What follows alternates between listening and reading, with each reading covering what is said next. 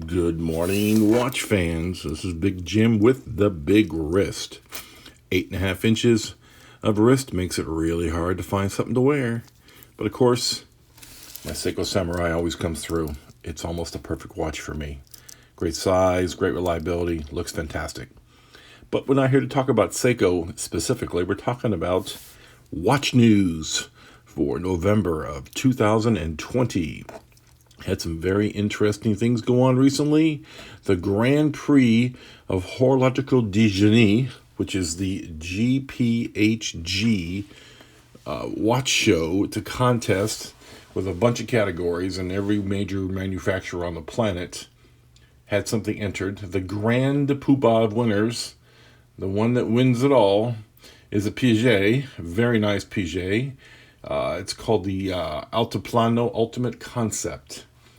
Nice picture of it here. Beautiful watch, spectacular, crazy expensive, but you know, what are you going to do? Spectacular watch. I mean, wow. Look at these pictures. Just blow you away. It's so good looking. I don't even want to know how much it costs.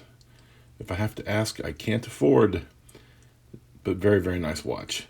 Let's see, what else do we have here from that contest? I believe, what was it? I believe Black Bay won one. Tudor Black Bay won an award. And here it is right here, if I can pull it up. In the dive category, the dive watch category, the Breitling Super Ocean Automatic 48 Boutique Edition. Here's a picture. It won one. And what was it? The Challenge watch was won by the Tudor Black Bay 58. I believe they entered the blue version because that's the one they mentioned in the article. Very nice. So that's some pretty good watch news for everybody. So if you're interested to see more about the GPHG awards, head over to gphg.org for the complete list of winners. Very, very cool. Want to thank Hodinkee for being the number one website in the world for breaking watch news. Didn't see yesterday when I was doing my research. Pull this in here in the camera for you guys real quick. Looks like Creedor's got an Ichi 2 GBDLT 997. It's a pretty nice watch. If anybody doesn't know, Creedor is the Rolls Royce of the Seiko line. They pretty much start at $50,000. A lot of the watches, they're just insane precision. They are the premier Japanese precision watch, the most gorgeous thing on the planet, according to the company that makes them. Extremely hard to find. I've never even seen one in the wild.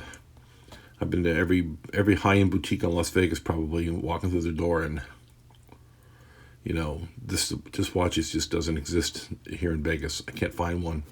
This thing's in platinum. It's got that amazing case back. Wow, just spectacular. Crazy, crazy watch. And if you have to ask, you can't afford. It's a 7R14 movement. It's $54,000. There it is. I found it at the bottom.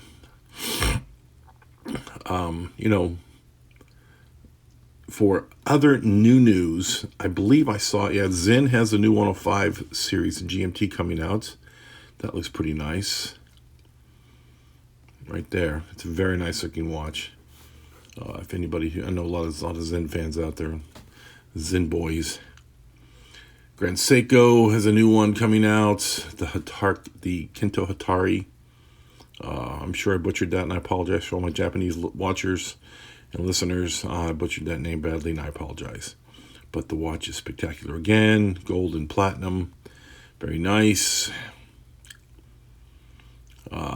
There's that winner, the Concept Piaget. I can get some better pictures of it, maybe. The winner of there it is. Spectacular.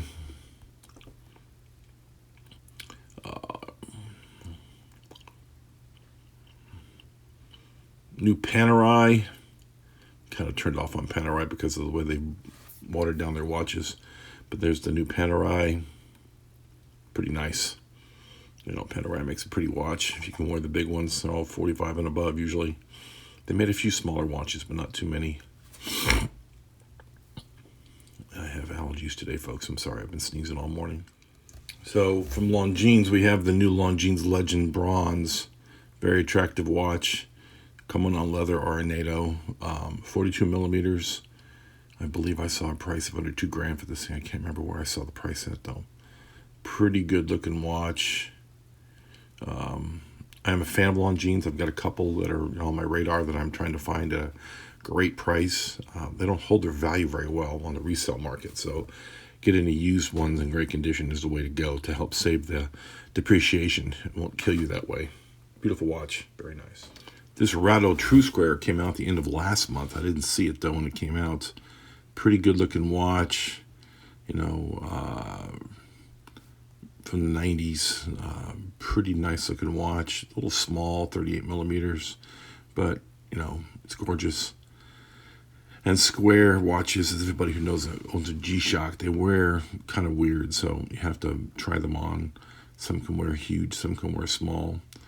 80-hour power reserve, 21,600 beats per hour. It's it's a pretty overall good watch. It's under $2,000 for retail. Street price I expect to be 20% less than that, but that's a nice looking watch. If anybody's looking for a square.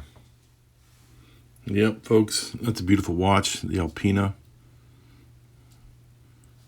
regulator. Yes, that is a single hand on the watch.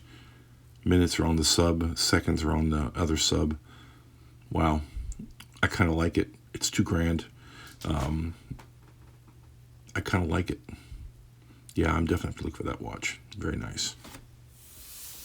And of course, the whole reason why I had my Seiko out earlier showing off the Samurai was that Seiko now has a brand new Prospex I hadn't seen before. The SBB 185 and SBB 187.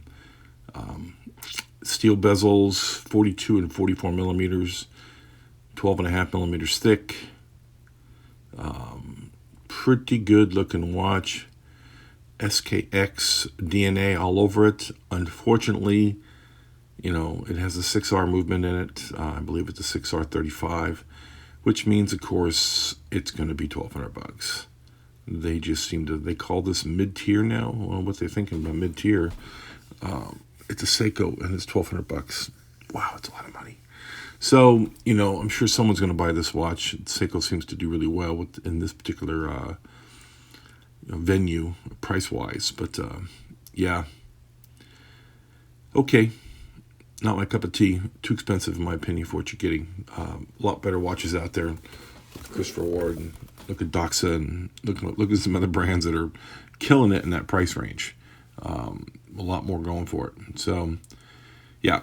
All right, folks. That was Big Jim with the Big Wrist talking about the watch news for November of 2020.